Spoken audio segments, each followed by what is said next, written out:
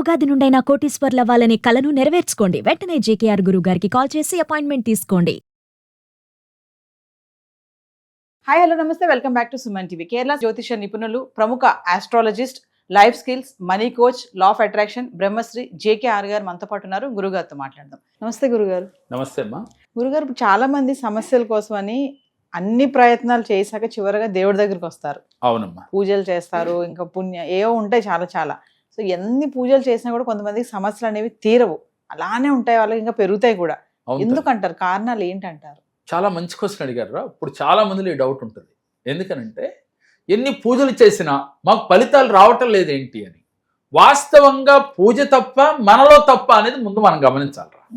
ఎందుకని ఇదే పూజ చేసి చాలా మందికి ఉత్తమోత్తమైన ఫలితాలు వచ్చినాయి. ఉదాహరణకి మేము శ్రీ అనంత పద్మనాభ స్వామి వారి పూజ ప్రతి సంవత్సరం చేస్తాం. 108 జంటలతో చేస్తాం. ఈ 108 మందిలో 108 మందికి రిజల్ట్ వచ్చిందంటే వాస్తవంగా రాలేదు. దాంట్లో 60 మందికో 70 మందికో చాలా పాజిటివ్ వైబ్రేషన్స్ వచ్చినాయి, ఫైనాన్షియల్గా బాగా ఎదిగారు. మరి కొంతమంది ఎందుకు ఎదగలేదు, కారణం ఏమిటి అని అంటే అది పూజ తప్ప, లేదు మేము చేయించడం తప్ప, చేసేవారు తప్ప అనేది ముందు మనం ఆలోచించాలి. వాస్తవంగా పూజ చేసినా మంత్రం చదివినా మనకి కొన్ని నియమాలు ఉన్నాయి. ఉదాహరణకి పూజ చేసేటప్పుడు భగవంతుడు ముందు కూర్చుని, నేను చాలాసార్లు చాలా వీడియోలో చెప్తూ ఉంటాను, మీ మనస్సు అనే పుష్పాన్ని భగవంతుడికి అర్పించి పూజ చేయాలి. పరిపూర్ణమైన నమ్మకంతో చేయాలి. గురువు పైన నమ్మకం ఉండాలి, భగవంతుడి పైన నమ్మకం ఉండాలి. అప్పుడు మాత్రమే గురువు చెప్పాడు నాకు అవుతుందని విశ్వాసం ఉండాలి. తర్వాత ఆ పూజ భగవంతుడు నాకు నేను కోరిన కోరిక ఇచ్చాడు అనే ఒక పాజిటివ్ వైబ్రేషన్ ఉండాలి. అప్పుడు మాత్రమే మీ పూజ ఫలిస్తుంది. దానికి ఉదాహరణ ఏంటంటేనమ్మా, ఇవాళ నేటి కాలంలో చాలా మంది పూజ చేస్తూ ఉన్నారు. అంటే పూజ దేనికి చేస్తున్నాం? ఒక సత్యనారాయణ స్వామి వ్రతం చేస్తూ ఉన్నాం, గృహప్రవేశం చేసినప్పుడు అమ్మో నాయనో అంటూ బాధపడుతూ, అంటే ఎక్కువ సమయం కూర్చోలే. అంటే అది వారి తప్పు కాదమ్మా. ఇప్పుడు మన ఆహారపు అలవాట్లు కానీ, మన శరీర ఆకృతి మనకు సరిగ్గా సహకరించకపోవటం కాదు. ఏదేమైనప్పటికీ కూడా మీరు ఎక్కువసేపు కూర్చోలేక ఆపసోపాలు పడుతూ మనసు భగవంతుడి పైన పెట్టలేకపోతున్నారు. ముందు మీ కోరిక తీరాలి అని మీకు దృఢమైన సంకల్పం ఉంటే, మీరు భగవంతుడి పైన నమ్మకం ఉంచి, అది లా ఆఫ్ అట్రాక్షన్ అయినా, లేదు ఒక పూజ అయినా, యజ్ఞమైనా, హోమమైనా, మనస్ఫూర్తిగా మీరు గనక మనసు పెట్టి చేస్తే ఫలితం అద్భుతంగా వస్తుంది. చాలా మందికి వచ్చింది. అయితే ఎలా చేయాలి అంటే, సపోజ్ మనకి కోరికలు తీరటం లేదు, ఎన్ని పూజలు చేసినా, వ్రతాలు చేసినా, లేక ఎన్ని లా ఆఫ్ అట్రాక్షన్ చేసినా, వారి కోసం ఈరోజు మీరు ఈ క్షణానే మీ బలమైన కోరిక ఏమిటో పదే పదే మనసులో అయిపోయినట్లుగా భావిస్తూ, విజువలైజేషన్ చేస్తూ, అలాగే అఫర్మేషన్స్ మీకు నమ్మిన దైవానికే పంపండి. మీరు పూజ చేసే భగవంతుడికే చెప్పండి. యూనివర్స్ కాకపోయినా పర్లా, మీరు నమ్మిన దైవంతోనైనా మీ కోరిక బలంగా ఆ భగవంతుడి అనుగ్రహంతో మీకు తీరినట్లుగా భావన చేస్తూ ఒక్క అరగంట సేపు ధ్యానం చేస్తూ ఆ తర్వాత ఈ మంత్రం చదవండి. ఏమిటి ఆ మంత్రం అంటే, ఓం హ్రీం సకల కార్య సిద్ధికరాయ శ్రీ వర్ధమానాయ నమః. ఓం హ్రీం సకల కార్య సిద్ధికరాయ శ్రీ వర్ధమానాయ నమః.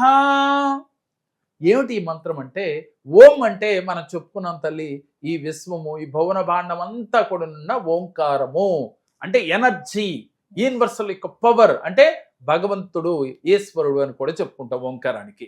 అయితే ఓం ఐం, ఇందాక మనం చెప్పుకున్నాం, ఐం హ్రీం శ్రీం అని చెప్పి, ఎప్పుడైతే ముగ్గురమ్మల మూలపుటమ్మ అంటే పార్వతీదేవి యొక్క అనుగ్రహం, అలాగే మనకి సరస్వతీదేవి యొక్క అనుగ్రహం, అలాగే ఈ భువన భాండంలో నిండి ఉన్న ఆ ఈశ్వరుడి యొక్క అనుగ్రహం మీకు కలిగి, ఓం హ్రీం శ్రీం అంటే లక్ష్మీదేవి యొక్క అనుగ్రహం కూడా కలిగి, మనకి సకల కార్య సిద్ధికరాయ శ్రీ వర్ధమానాయ నమః, నేను తలచిన కార్యములన్నీ కూడా సిద్ధించినట్లుగా భావన చేస్తే మీకు తప్పకుండా మీ కోరికలు తీరుతాయి. ఏ పూజ చేసినా మనం లా ఆఫ్ అట్రాక్షన్లో అదే చెప్తున్నాం. విజువలైజేషన్ చేయండి, మేనిఫెస్టేషన్ చేయండి, అలాగే మీరు ఊహించండి అని చెప్తున్నాం. మీ ఊహే నిజమవుతుంది, మీ సంకల్పాలు చేయండి అని పూజల్లో చెప్తాం. అలాగే ఈ మంత్రంలో కూడా అదే, మీరు ఏదైతే కోరుకున్నారో సకల కార్యాలు అంటే ఎన్ని కోరికలైనా ఏ పనులైనా సిద్ధించి తీరతాయి. మనసా వాచా కర్మణ. ఎవరైతే ఈ మంత్రాన్ని 45 సార్లు కానీ లేక ఇంకా ఒప్పుకుంటే 108 సార్లు కానీ అంటే వాళ్ళ సమస్యను బట్టి ప్రతిరోజు ఒక దినచర్యగా 41 రోజులు కానీ లేక 108 రోజులు కానీ చేసిన ఎడల ఎటువంటి కార్యమైనా తీరుతుందమ్మా. కాకపోతే మీ మనసు 360 డిగ్రీల్లో మీరు ఆ కోరిక పైనే పెట్టాలి.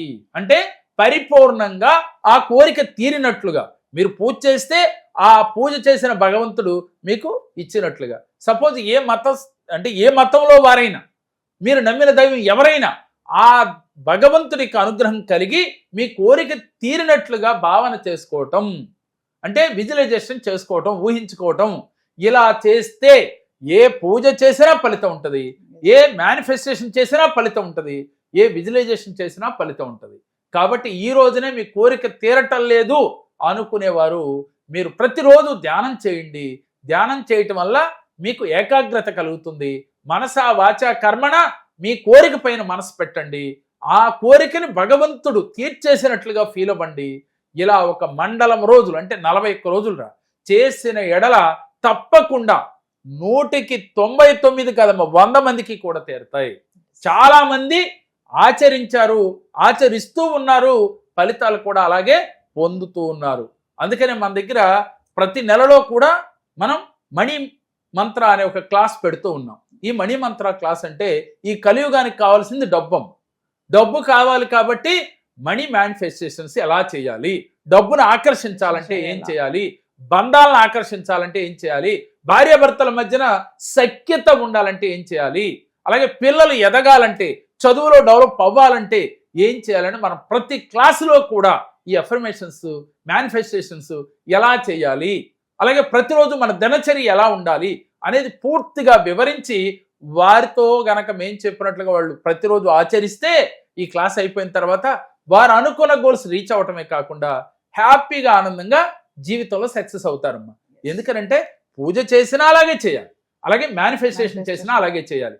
మరి ఎవరైతే జీవితంలో మీకు ఆర్థికంగా కానీ అలాగే మానసిక ప్రశాంతత కావాలన్నా మీ కోరికలు తీరాలన్నా మనం ప్రతి నెలలో క్లాసులు నిర్వహిస్తూ ఉన్నాం. కాబట్టి ఆ క్లాసులో మీరు పాల్గొని మీ జీవితాల్లో అద్భుత ఫలితాలు పొందవచ్చు. ఏ పూజ చేసినా ఆ ఫలితం వెంటనే రావాలి అంటే మీరు ఈ క్లాసులో పాల్గొంటే చాలు, ఈజీగా మీరు విజయాన్ని పొందగలుగుతారు. నమస్తే. నమస్తే.